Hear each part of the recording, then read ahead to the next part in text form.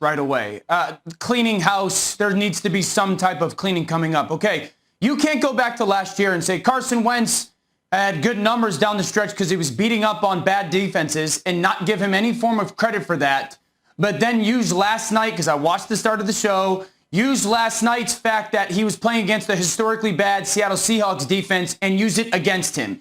Can't do either of those. Number two, you can't say that Jalen Hurts threw a 6-yard completion and it was more than double that Carson Wentz had in that moment when the first pass of the game is dropped and the third pass of the game is dropped. So, argument's done.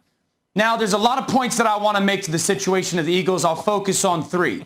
Do you need to clean house? The question has to come from the top of the organization and their owner, Jeffrey Lurie.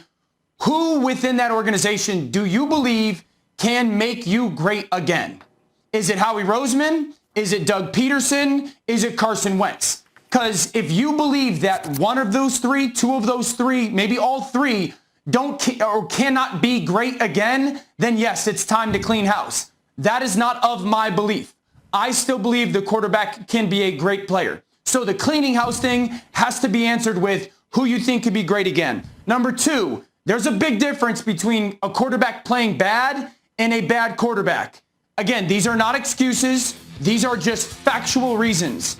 The offensive line has had 22 offensive line combinations this year. That's the most in the NFL. Not an excuse. That is a reality of this football team. They lead the NFL in drops. Not an excuse. That's a reality of this football team. Only Joe Burrow has had to throw into more tight window throws. Not an excuse. That's a reality of the football team. And they've only drafted one Pro Bowler, Molly, to your point, since 2015, and that's the quarterback. So do we think that maybe there's bad play by multiple players on the team because it's just not that good of a football team? My third point would be this. Confidence is the most important thing in life. It's certainly the most important. And confidence in yourself, confidence in the people that are around you, and confidence in what you're trying to achieve.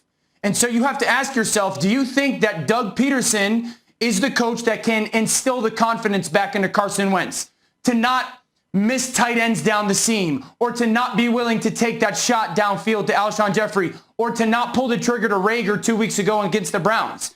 Because if you don't think Doug Peterson's that guy, then yes, it's time to clean from the head coach. Or do you think that they've taken a player that some people, and Max, I know that you're one, thought that this guy was a Patrick Mahomes, a Deshaun Watson, a Matthew Stafford type of talent, and turned him into David Carr looking type of player right now? Because they need to instill that back in this kid. This organization right now has philosophical problems. They have schematic problems. They have systemic problems. They have evaluation problems. Got a quarterback and they have problem. Practice problems. We can pin it all we want on the quarterback. Have fun with that. But I will tell you this, Max, for everything that I would say about the organization, listen, man, you and I have gone back and forth on this a lot. My daughter's 5 years old. Her name is Lennon. She had to do this project, right, where she had to find a bunch of L words because she's learning how to spell and, find out what letters are and sounds. So she had to do a bunch of L words. So she made this. And I said, you know what? I got to hold the L right now. So I had her make me an L.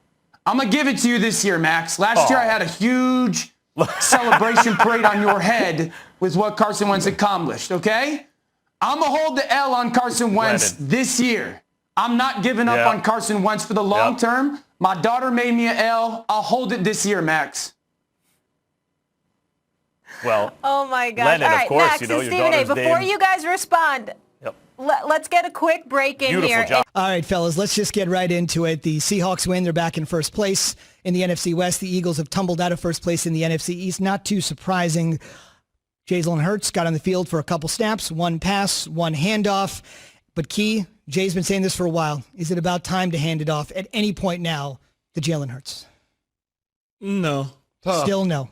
Still no. You even though Carson Wentz didn't play great last night, and I understand where Jay is coming from, but I also live in the real world of what these professional owners and general managers and presidents of teams and head coaches have to go through and think about.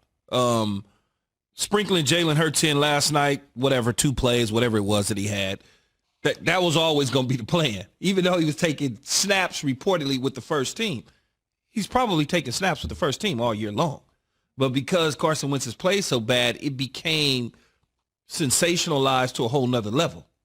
And when you look at it, if you start Jalen Hurts to start, not necessarily starting, but if he was playing a significant amount of snaps last night and started to cook, now you got a huge quarterback controversy with a guy on your books for $50 million in Carson Wentz that you got to make a decision on. So you're saying if a guy comes in and plays better than the guy that's putrid, that creates another problem? That creates a huge problem because of the economics. These things are always driven by the money. Now, you asked me if Jay says, well, Key, if they should play him more or start him or look to him. This is what I will say. And, I tend to think that in these situations, I try to think like the coaches and the general managers opposed like a fan. I know that they probably should do it, but I also know that next week when they play, if Carson Wentz struggles, now I'm going to take him out because this is my last opportunity and chance. Last night was not my last opportunity and chance. I'm holding on by a thread, right? Next week, it's probably my last chance and opportunity if I lose that game. So if Carson Wentz is throwing the ball in the stands and not playing well or giving the ball to the other team like he did last night on the late drive that could have put him even closer to Seattle and put the pressure on Russell Wilson, instead, he throws an interception. He was cooking up to that point. They methodically moved down the field, put him in position. Some would argue they should have took the 3. I'm like, man, go for it. Go ahead and go for it because you got to score. Carson Wentz hasn't been the same guy technically since his ACL out in L.A. when he got hurt right before the Super Bowl. He hasn't been the same. Although last year he showed some good signs late in the year, Jay, but he just hasn't been the same. And as far as Jalen Hurts goes, it's hard to, at this stage of the game, when you got that type of money on the line, is to decide to bench your future, what you believe was your future, right now. You may be able to do it next week, but not last night. You couldn't do it. I'm over it being Carson Wentz's fault. I'm over it, Key. Last night, Doug Peterson's Monday Night Football coaching performance was a fireable offense. It was a fireable offense. This team has lost their last 7 of 11 games. Watching the debacle between the quarterback competition is straight up embarrassing. It's logicless. He brings Jalen Hurts in for one possession. He completes a pass. He gets snagged very quickly. I know it was part of the strategy, Key. Snagged. But also, there are a lot of other things. Fourth quarter, Carson Wentz going for it on 4th down, being down. You're forcing a pass.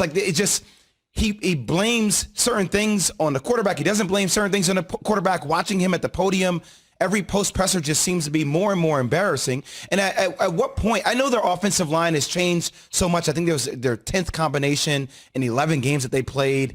I know that Carson Wentz is running for his life, but it just seems like the way Doug Peterson, I know he has 1 Super Bowl championship, but the way he has handled this year continues to be more and more embarrassing. And the play calling didn't seem like it was at its best last night. Well, here's what I would say in terms of the Jalen Hurts completion. Well, the first opportunity he had, there was a false start on the right side of the offensive line. The tight end move, the right tackle move. Mm-hmm.